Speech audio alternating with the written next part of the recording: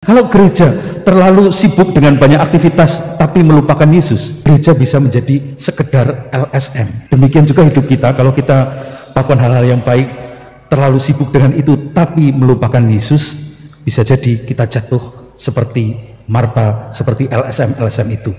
Kiranya pelayanan akan muncul ketika kita banyak mendengarkan Tuhan. Saya membayangkan seandainya Maria dan Marta sama-sama mendengarkan Tuhan, pastilah nanti ada suatu saat tertentu Yesus dengan mudah akan mengatakan, sudah lama lu saya di sini, mbok dibuatkan kopi atau mbok buat mendoan sana, gitu kan. Dan itu suasana cair, tapi pelayanan itu muncul karena dari relasi, dari pembicaraan antara Marta, Maria dengan Yesus, bukan karena sekedar kayaknya Yesus butuh ini loh, kayaknya Yesus butuh itu loh, tanpa sebetulnya kita mempunyai relasi dengan Yesus dan Yesus itu.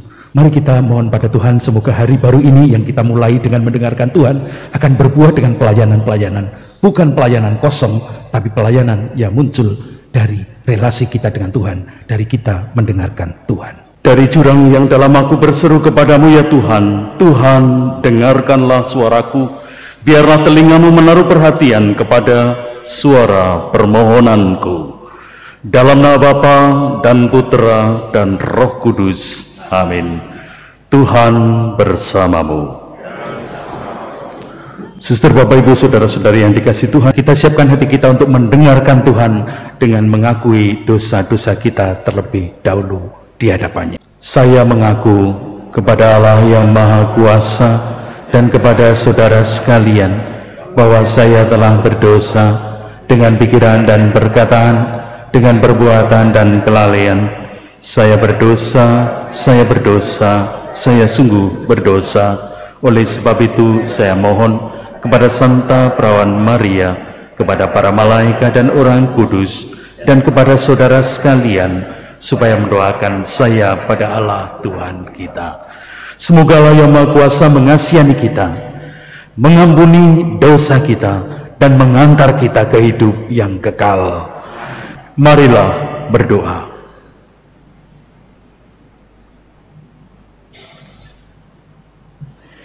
Allah Bapa yang Maha Rahim, Engkau selalu memberi kami kesempatan untuk memperbaiki diri. Doronglah kami untuk melakukan pertobatan dan mewujudkannya secara nyata dalam amal kasih kepada sesama. Dengan pengantaraan Yesus Kristus Putra-Mu Tuhan kami, yang bersama dengan Dikau dalam persatuan Roh Kudus, hidup dan berkuasa Allah sepanjang segala masa. Amin. Pembacaan dari Nubuat Yunus. Untuk kedua kalinya, Tuhan bersabda kepada Yunus, "Bangunlah dan berangkatlah ke Niniwe, kota besar itu. Sampaikanlah kepadanya seruan yang kusabdakan kepadamu." Maka bersiaplah Yunus, lalu pergi ke Niniwe, sesuai dengan sabda Tuhan. Niniwe adalah sebuah kota yang mengagumkan besarnya, 3 hari perjalanan luasnya. Mulailah Yunus masuk ke dalam kota itu sehari perjalanan jauhnya, lalu berseru, 40 hari lagi, maka Niniwe akan ditunggang balikkan. Orang Niniwe percaya kepada Allah, lalu mereka mengumumkan puasa, baik dewasa maupun anak-anak, mengenakan kain kabung. Setelah kabar itu sampai kepada raja kota Niniwe, turunlah ia dari singgasana. Ditanggalkannya jubahnya, diselubungkannya kain kabung. Lalu duduklah ia di atas abu. Lalu atas perintah raja dan para pembesarnya, orang memakluminya dan mengatakan di Niniwe demikian, manusia dan ternak, lembu, sapi, dan kambing domba tidak boleh makan apa-apa, tidak boleh makan rumput, tidak boleh minum air.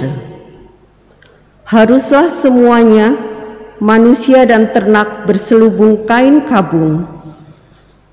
dan berseru dengan keras kepada Allah. Dan haruslah masing-masing berbalik dari tingkah lakunya yang jahat dan dari kekerasan yang dilakukannya. Siapa tahu mungkin Allah akan berbalik dan menyesal, serta berpaling dari murkanya yang menyala-nyala itu, sehingga kita tidak binasa.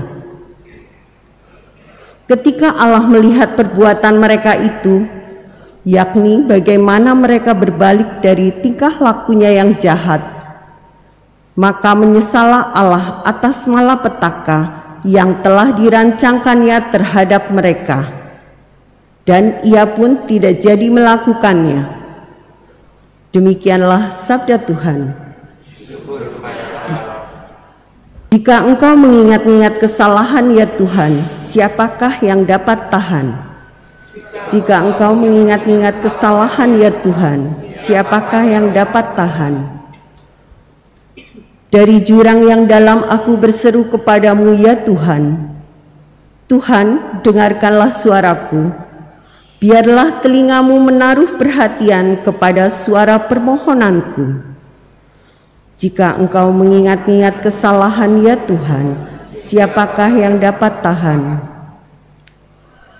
Jika engkau mengingat-ingat kesalahan ya Tuhan, siapakah yang dapat tahan?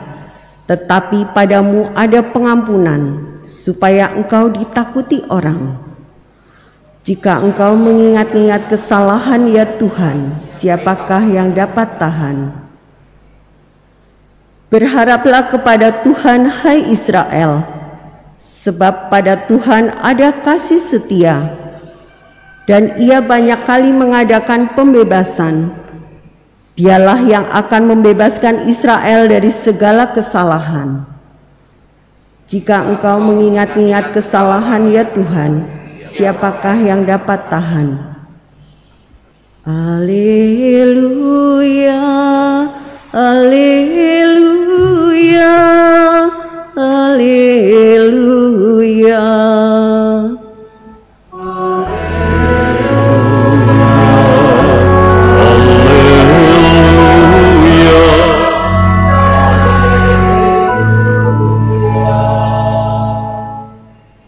Berbahagialah yang mendengarkan sabda Tuhan dan melaksanakannya.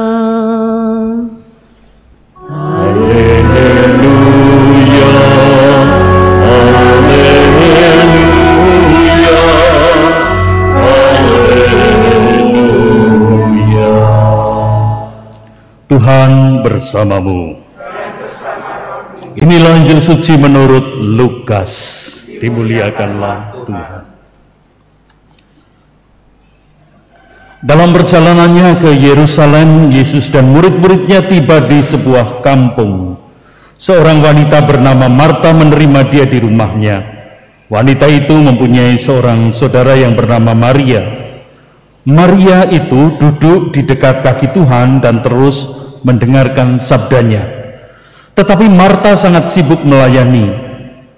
Ia mendekati Yesus dan berkata, "Tuhan, tidakkah Tuhan peduli bahwa saudariku membiarkan aku melayani seorang diri? Suruhlah dia membantu aku." Tetapi Yesus menjawabnya, "Marta, Marta, engkau khawatir dan menyusahkan diri dengan banyak perkara. Padahal hanya satu saja yang perlu. Maria telah memilih bagian yang terbaik, yang tidak akan diambil daripadanya." Demikianlah sabda Tuhan. Terpujilah Kristus.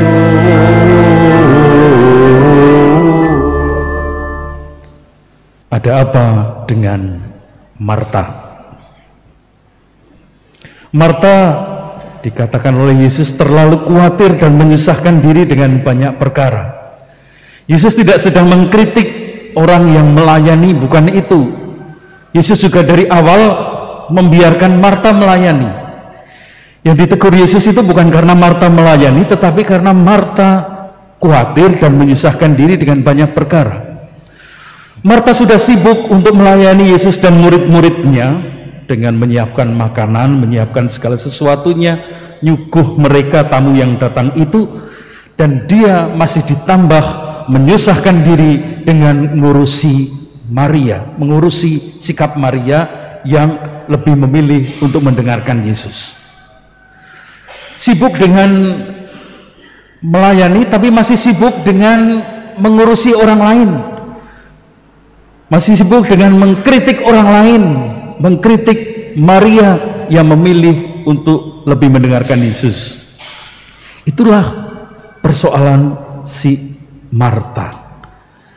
Yesus sekali lagi tidak menolak pelayanan, dia sangat menghargai pelayanan Marta, tapi ketika pelayanan itu ditambahi dengan keluhan-keluhan, ketika pelayanan itu dipakai untuk mengkritik orang yang tidak melakukan yang sama dengan dirinya, persoalannya ada di sana. Santo Bapa Paus Fransiskus pernah mengatakan, hati-hati dengan sifat atau dengan aktivisme. Artinya ketika gereja terlalu banyak dengan aktivitas sampai melupakan Yesus. Gereja tidak ada bedanya dengan sekedar LSM kalau demikian. LSM itu melakukan banyak hal-hal baik, dan itu sangat baik. Tanpa iman pada Yesus pun mereka berbuat baik. Nah, kalau gereja terlalu sibuk dengan banyak aktivitas tapi melupakan Yesus, gereja bisa menjadi sekedar LSM. Demikian juga hidup kita, kalau kita pelayanan-pelayanan, melakukan hal-hal yang baik, terlalu sibuk dengan itu tapi melupakan Yesus, bisa jadi kita jatuh seperti Marta, seperti LSM itu. Kiranya pelayanan akan muncul ketika kita banyak mendengarkan Tuhan.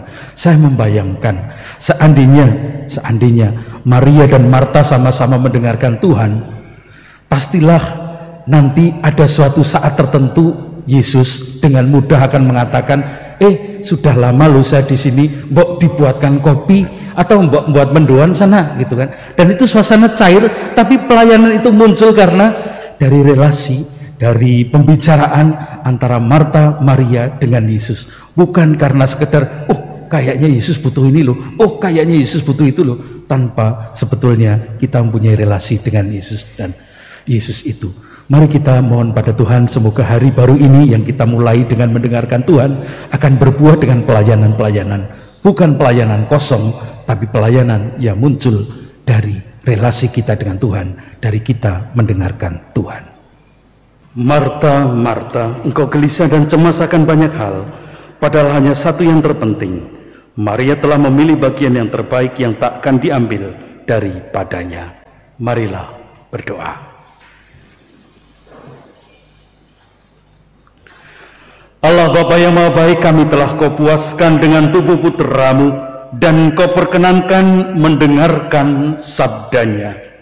Semoga kami senantiasa berbuat baik seturut semangat pengorbanan Kristus yang menuntun pada kemuliaan abadi, sebab Dialah Tuhan dan pengantara kami. Amin. Tuhan bersamamu. Semoga Allah yang Maha Kuasa memberkati kita sekalian, keluarga kita dan orang-orang yang kita doakan, Bapa dan Putra dan Roh Kudus. Amin. Saudara-saudara yang terkasih, pergilah, perayaan Ekaristi sudah selesai. Syukur pada Allah.